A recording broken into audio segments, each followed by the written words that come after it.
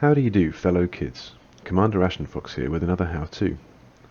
Since it seems a few of you enjoyed my guide to manufactured materials, here we are again with my musings and workarounds for collecting encoded materials. Even though I did that short vid about using mines to farm G4 raws efficiently as a team, there's a lot more to say about raw materials gathering in general, so I plan to complete the series with a more detailed guide to raw mats soon. I also have my initial thoughts on Odyssey coming up too. So let's take a look at data gathering in Elite Dangerous. Once again, I have to mention that while I'm going to be talking about the legit methods of obtaining these materials, I'm also going to be showing you a way to cheese the game for maximum efficiency. If this is going to trigger you, please go watch some ASMR, relaxing stuff, and when you get sick of scanning wakes, we'll still be here. The reason we only discuss G5 data in this guide is because it's always faster to farm a G5 item and trade down for its derivatives than it is to find a source of a G4 and farm that, e.g. if you need specialized legacy firmware, for Bob's sake don't go looking for that. Go look for some modified embedded firmware, the G5 at the top of the firmware tree. You only need to find one of those to be equivalent to finding 9 specialized legacy firmware. Complete a mission that rewards 5 modified embedded firmware, and that's 45 specialized legacy firmware. Never farm G4 or lower data, and certainly never enter another encoded emissions USS again. There are really only 2 encoded materials that are worth discussing in any detail. Before we get into those, let's look at our G5 data types and see what their sources are and what engineering blueprints require them. Bear in mind, so I don't need to mention it each time, that all of these encoded G5s, except one, are available as mission rewards. However, only modified embedded firmware should be farmed in this way. The others are too infrequent to be relied upon as mission rewards, and aren't important anyway. You'll understand why soon. So, starting with abnormal compact emissions data and data classified scan fragments. These are used for long-range and wide-angle utilities respectively. This also extends to sensors and FSD interdictors. So apart from the occasional long-range utility or sensors, these are pretty worthless. Peculiar shield frequency data has only one engineering use, which is the dreaded Healy's regeneration sequence special effect, so that's worse than useless. All are collected from scanning various types of vessels during normal gameplay. It matters not a jot which ships give which data, because this is a singularly unreliable and unsatisfying way to obtain them, so there's no point sharing that information. Suffice it to say that you will collect some of all of these incidentally while playing the game, but not many. So basically these first 3 materials are pretty low value. Use them to fill their derivative buckets, keep a few hanging around in case you need a niche utility mod, but consider any more than 10 of them as trading fodder for something more valuable, such as modified embedded firmware, hereafter MEF, is a critical material. Not only are a lot of its derivatives in the firmware tree used in popular engineering recipes, but you need MEF itself for all G5 overcharged weapon recipes, as well as double shot for fragment cannons. This material is worth picking up at every opportunity. You can get these from scanning nodes at planetary bases and as mission rewards, no other way. Since they are rare as a scanning reward, I tend to always choose these as the mission reward whenever it's available. The method I mainly use to make money these days involves completing missions that often have these as a reward, so a habit of looking out for them makes sure that I always have a few. If you need these fast, it's best to use the farming method that is the main subject of this video, but always look out for quick missions that reward them too. Data theft missions are very good for this, and are usually able to be completed fast. Note that if you're not elite ranked and not allied with the mission giver, these will be exceptionally rare as a mission reward, as the mission reward budget at lower ranks doesn't cover the expense of this mat to the mission giver.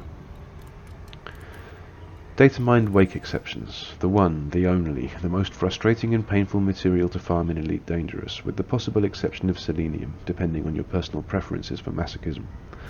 As we all know, this is the critical mat used in G5 increased range FSD, but it's also important to remember that you need high quantities of its G4 derivative, atypical disrupted wake echoes, to get through the G4 stage of an FSD, and also for the specials, mass manager and deep charge. This puts a lot of pressure on this material to be gathered in quantity, which it just can't be. GGFD. So you can supposedly get these from scanning high wakes of ships jumping from normal space to another system, the white contacts that are left outside every station as NPCs jump away. Trade ships have traditionally been stated to be more generous with DWEs, such that the preferred location for farming these was, and probably still is for some people, distribution center instances in famine systems. The steady flow of trade ships collecting goods and then waking out at fairly short ranges from the distribution center makes it easy to rhythmically scan back and forth as they leave in one of two directions using a long-range wake scanner. Sadly, there are now two issues with this method.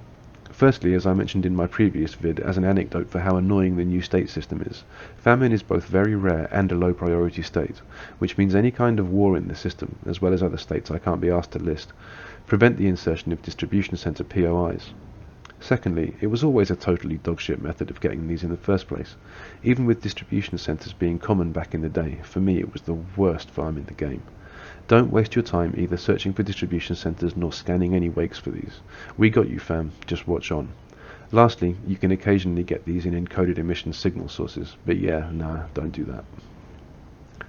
Lastly then, adaptive encryptors capture, the god material, the one above all, the saviour of your sanity. First, about the material itself. It's used in long-range interdictors, there, don't do that, and fast scan for the various utility scanners mentioned before. Fast scanners can be useful, so fortunately these are very easy to get, but it's not for the fast scanner mod that we love these so much. Oh no. These are our trading gateway to all the other data types. Let me show you how that works. First of all, if you have a carrier, send it to Diaguandri. That is where our adventure begins, at Ray Gateway. Oh, and by the way, this would be a good time to log into solo or PG. Thank me later. Wink wink emoji. We arrive at Ray Gateway and immediately start trading down any adaptive encryptor captures and atypical encryption archives, as we will fill both of these in the next few minutes. What you can't trade down, trade sideways. Take this opportunity to even up your derivatives as well, so you don't get any surprises one day when you're engineering.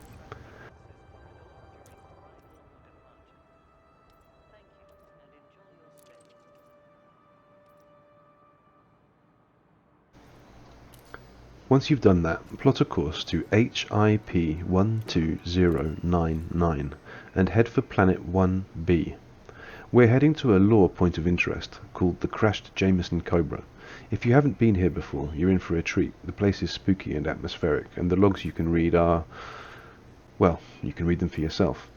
Sadly, after the first time though, this little piece of handcrafted story is naught but a farm, albeit an atmospheric one. You don't need a surface scanner, but it might be helpful, otherwise you'll need to find the site by its coordinates, which I'm putting on screen now. You don't need an SRV either, but it might be helpful depending what kind of flyer you are. I'm going to be doing this what I call the Top Gun way, scanning the nodes from my ship. For me, I think it's a touch faster than the alternative, which is to park your SRV in the spot shown on screen now,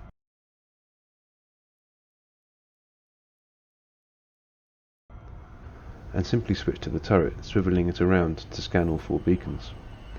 So what you do is simply use the data scanner to scan each of these 4 beacons in turn. Each beacon has a high chance to award adaptive encryptors capture.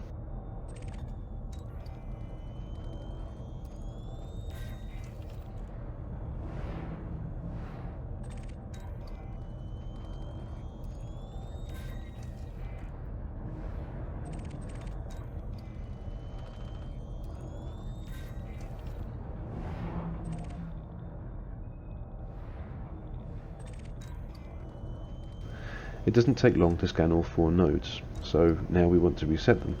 You can do this with a simple quit to main menu, log back in again, and the beacons will once again be active. You can keep repeating this until you're full. I'm just going to leave the footage playing now of me doing this about as fast as I reasonably can in real time. One of the main reasons I choose to do it this way is because the scan itself is much faster from the ship-mounted scanner than it is from the SRV.